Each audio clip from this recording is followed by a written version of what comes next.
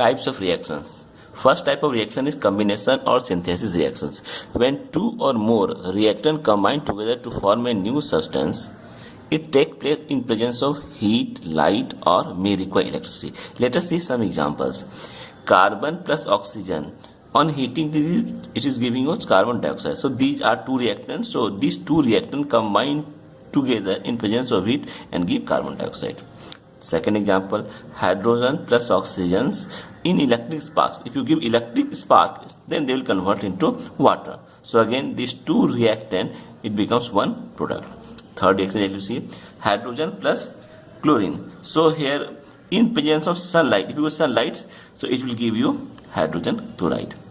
Next reaction is decomposition reaction. So it is tendency of the reactant to decompose into simple products. It is again three types.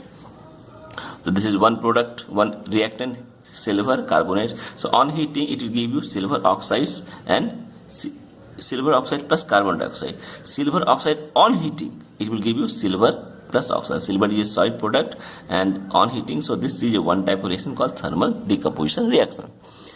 Next is silver bromide. It will give you silver plus bromide in presence of sunlight. So it is called as photolytic reaction. Photo means light, lytic means breakdown. Photolytic, breakdown during light. Next is water. So water on electrolysis, it will give you hydrogen plus oxygen. These two are gases, but we require electrolysis. So during electricity, it is converted into these two products. Third is displacement reaction. Displacement reaction, again two types. One is single or next is double. Single is also called like simple substitution reaction. Single substitution reactions. What is this one? One element or ion of one reactant may react with less reactive compound. So one element or ion of one reactant react with other less reactive compound. Let us see some examples. So we examples like zinc plus sulfuric acid, aqueous sulfuric acid or dilute. In heating, you will give zinc sulfate plus hydrogen.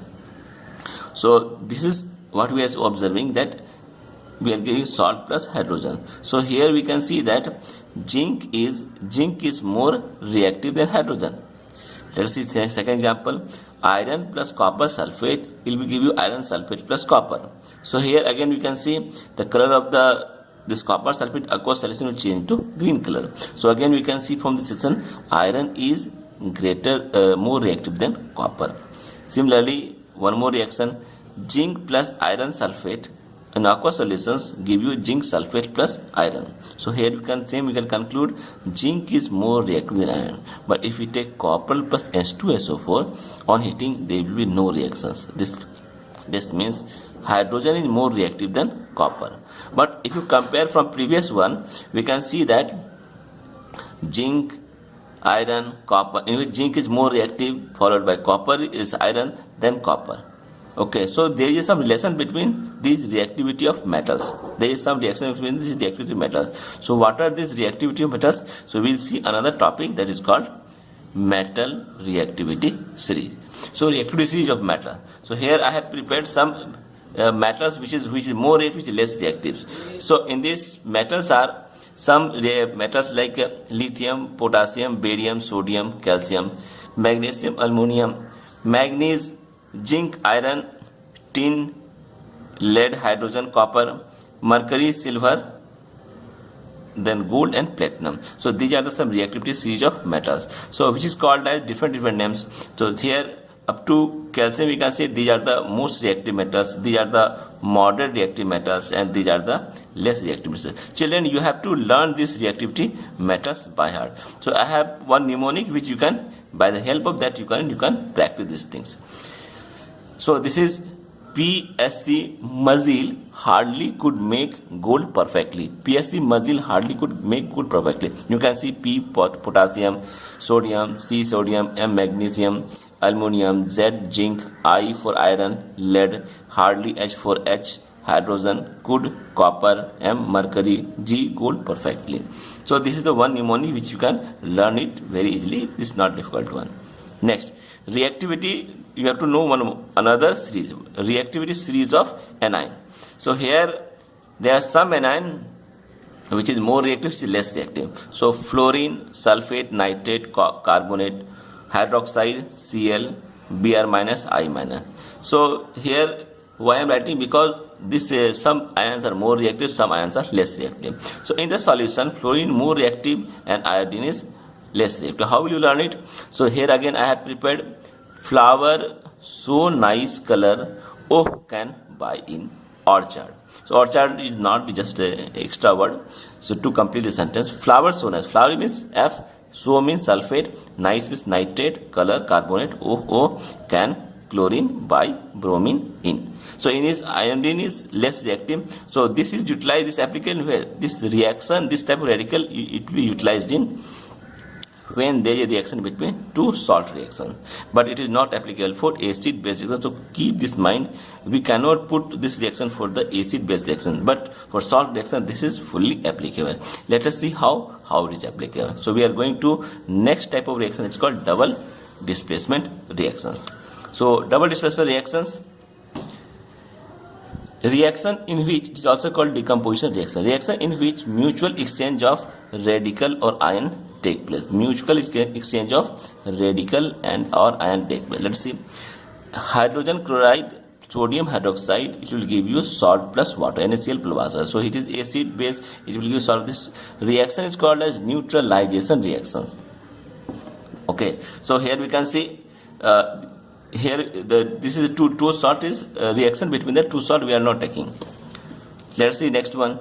Calcium carbonate plus HCl, it will give you calcium chloride plus H2S gas. So here calcium carbonate is acting as a weak base, so they will subsequently produce H2S, which is a weak acid. Next is your barium chloride plus sodium sulfate. It will give you barium sulfate plus sodium chloride. So aqueous barium chloride, aqueous sodium sulfate, so it will give you precipitate. This is a precipitate. White precipitate is floating on the solutions and NaCl aqueous solution produced. So this reaction is called as precipitation reactions. Here you can see barium is more reactive than sodium and sulfate is more reactive than chlorine. So this is more reactive, this is more reactive. Definitely reaction between take place.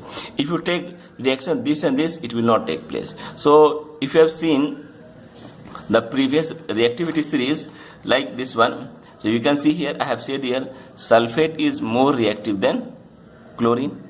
Okay, sulfate is more reactive, so sulfate will react chlorine. Similarly here hydroxide is more reactive than chlorine. Okay, and in case of positive charge we have know that barium is more reactive than sodium. So that's why these reactivities of metals and non-metals is important for the reactions. Now next reaction, zinc sulfide plus HCl, it will give you zinc chloride plus H2S gas. So here two displacement reaction take place, you can see that, so and gas is formed. Next is magnesium nitride plus water, it will give you magnesium hydroxide and ammonia.